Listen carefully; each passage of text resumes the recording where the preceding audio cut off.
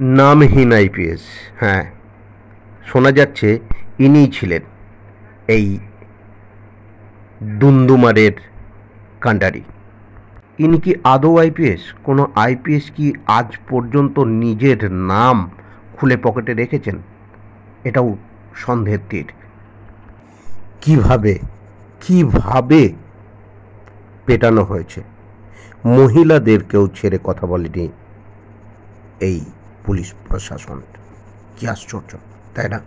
আজ দুপুরে এইভাবেই বিকাশ ভবনের গেট ভেঙে তারা তাদের দাবি নিয়ে সামনে এগিয়ে গিয়েছিল। শুনতে আসেনি কেউ।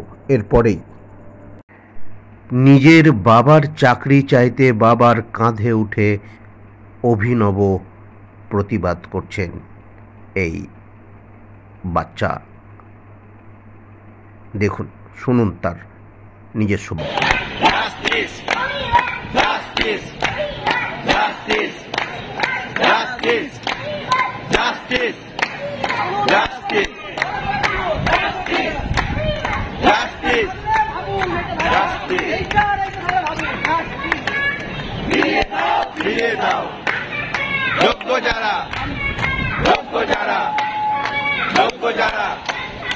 যোগ্য যারা